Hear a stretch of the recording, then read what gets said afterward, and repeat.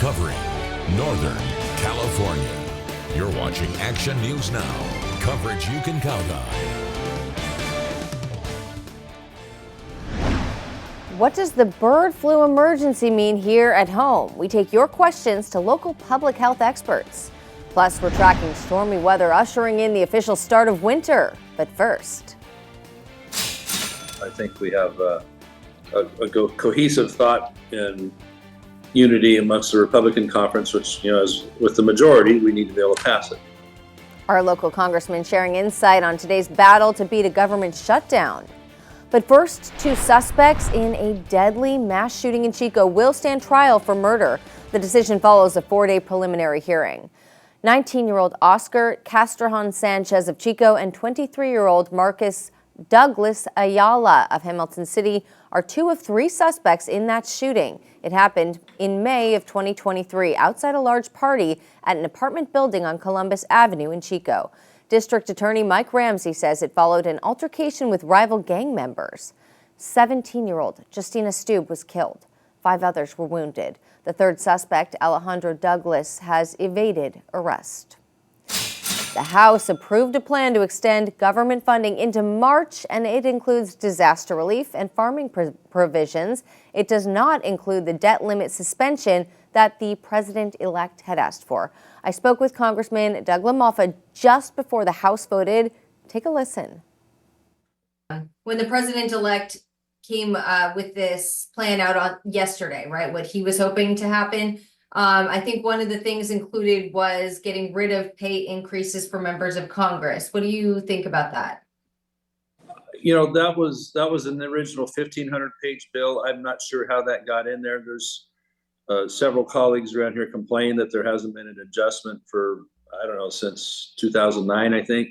So, but I've always kind of had the feeling that a pay increase for Congress or pay increase for legislators in Sacramento is about as popular as the plague, especially when people are suffering the way they are. So there's others that argue like, well, it needs to go up a little bit for inflation. It needs to go up so that more people can afford to run for Congress, since it's, can be fairly costly from what their old job was to, and then the cost of living here. So it's a hard deal. I can kind of see both, but that's not in this package. LaMalfa told me that this new deal has good disaster relief and support for farmers, ranchers, and wildfire-prone regions. We'll let you know when the Senate takes up the vote tonight. They do have that midnight deadline. Last-minute holiday shopping? Well, you are not alone. Many people spent the day in downtown Chico shopping local and buying last-minute Christmas gifts. And that's where we find Action News Now reporter Camille Acevedo out shopping while on the job. Camille, is that the deal? And are we seeing sales out there? No, Haley, no shopping, not just yet, although I am really late on my Christmas shopping. But I've been out here all day talking to downtown Chico business owners, including the one right behind me. I talked to the owner of Icoda. Now, a lot of these business owners tell me that this time of year is when they do typically see an increase in sales. But this year especially, they're seeing a bigger increase when compared to last year. Nicole Enns organizes the clothing racks ahead of the last-minute holiday rush. She takes great pride in her small local business, Icoda. But this will be the store's last holiday season before its doors close on December 24th. It just made the most sense for us to close now on a high. Obviously, people love to come and shop during this time of year. And, we've had a loss this last year and even since we started. And so we're hoping to end on a positive, and fingers crossed that that'll happen. Icoda opened last year in downtown Chico and says she wanted to create a place for local makers and artists to sell their work. But in a world full of online shoppers, the small local business will close after only open for a little over a year and a half. and says it's hard to run a small business. And I think that's a lot of things. It's inflation. It's, we were in an election cycle. There's a lot of things that kind of play into that. But I would say things are looking up. Things are great. Yeah. The Downtown Chico Business Association says during the holidays, businesses see an increase in sales. Right now, ECOTA's numbers are comparable to last year's holiday season. But up until now, sales have been down about 10% when compared to when they first opened. But ECOTA is not the only business relying on holiday sales. Just on the other side of downtown, stores like Anika Burke and Amy Waltz Designs are seeing good holiday sales. I think we were up 290% on Wednesday from last year's sales. So it's hitting hard. People are shopping, but they're really thoughtfully giving. So that's been really nice to see. The Downtown Business Association says this is always a busy time of year for local businesses. The DCBA says that last year, the city of Chico's income tax for the last quarter of the year showed an increase in sales in downtown compared to any other commercial areas within the city. The city of Chico also saw higher than state average in income tax sales. The DCBA tells me that right now it's still too early to know what those numbers will look like for this year, but that regardless, they enjoy working with all the local businesses that are here in downtown, including ECOTA right behind me. Live here in Chico, I'm Camille Acevedo for Action News Now. All right, thanks, Camille. The DCBA says every dollar spent downtown contributes to keeping the local economy strong.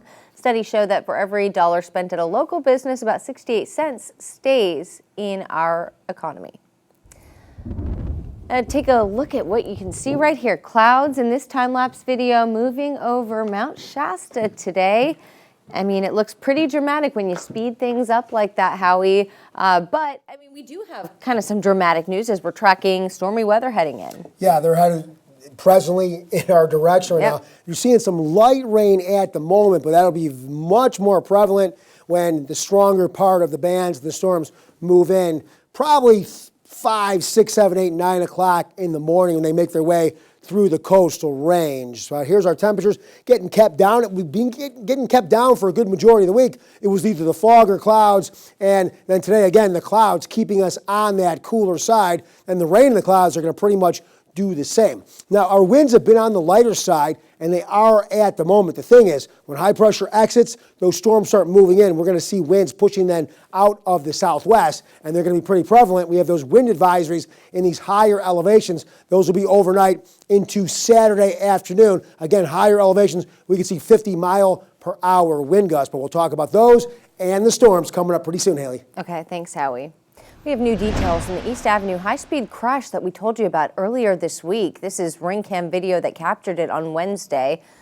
Now, today, Chico police traffic investigators arrested Jeremy Jurek at a local hospital after he was medically cleared.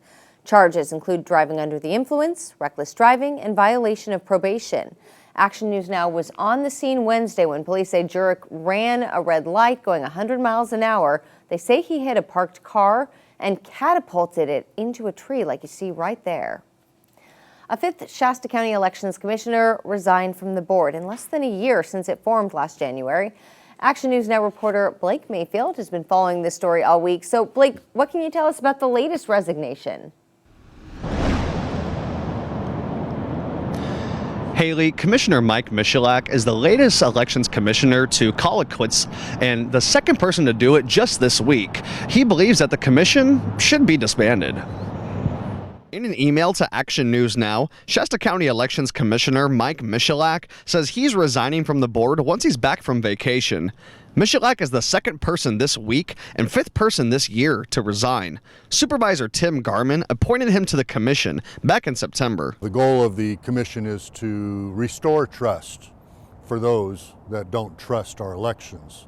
However, what they've been doing is sowing distrust about the elections. That was Brad Garbutt, who resigned Monday. He's on the same page as Michalak, who says not only will he resign once his term expires on January 6th, he also plans on telling supervisors to disband the board. It just seems to me that the goal of the other election commissioners is to harass the election off staff. Michalak cited reasons such as public comment periods being filled with foul language and off-topic rants.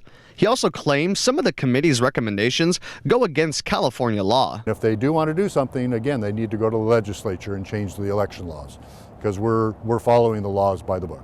At the end of his statement, Michalak said he hopes new county supervisors Corky Harmon, Matt Plummer, and Alan Long will be less divisive than their predecessors. All three supervisors will have a chance to nominate their own candidate to the Elections Commission once they're sworn in January. The election's over, it's done with, and whether there is anything that can be done between now and the next election to make it better, time will tell.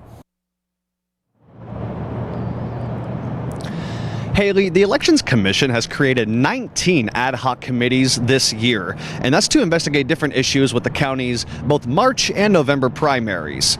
So far, no recommendations from the commission, though, have been adopted by the Shasta County Board of Supervisors. Reporting live in Reading, I'm Blake Mayfield, Action News Now. All right, thanks, Blake. Garbett says each election commission meeting costs about $2,000 to run. This is so county staff can prepare reports, attend meetings, and keep the board on track time-wise. Did Shasta County Council keep supervisors in the dark about litigation for 2 years? That's what Board Chair Kevin Cry said at last night's meeting. Take a listen. In March of 2024, a closed session item was brought to this board's attention that we were in a lawsuit with John Patrick Crawpaller and had been for nearly 2 years. Just to bring this back, the first step in litigation was taken February 24th of 2022. Supervisor Kelsham and I were not seated. And the board first heard of this March 26th of 2024. That is over 2 years.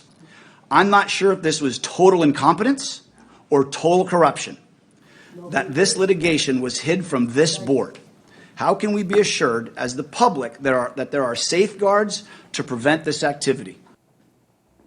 Cry said back in 2019, Undersheriff Eric McGreeny wanted John Patrick Crawpaller, who you see here being honored last night, to illegally use the California law enforcement telecommunications system to do a background search on CEO applicant Matt Pontes. Cry claims Crawpaller was mistreated for refusing to do so. And when he filed suit, Cry says the board wasn't informed of it for years. Cry said there was no official decision out of this last night. He just wanted the community to be aware of what happened. A local car dealer kicks off a new program to reward those in our community who do so much for others. We show you how. Plus, should you be worried about the bird flu? Local health experts break down what the actual impacts could be for you and me if this virus keeps spreading.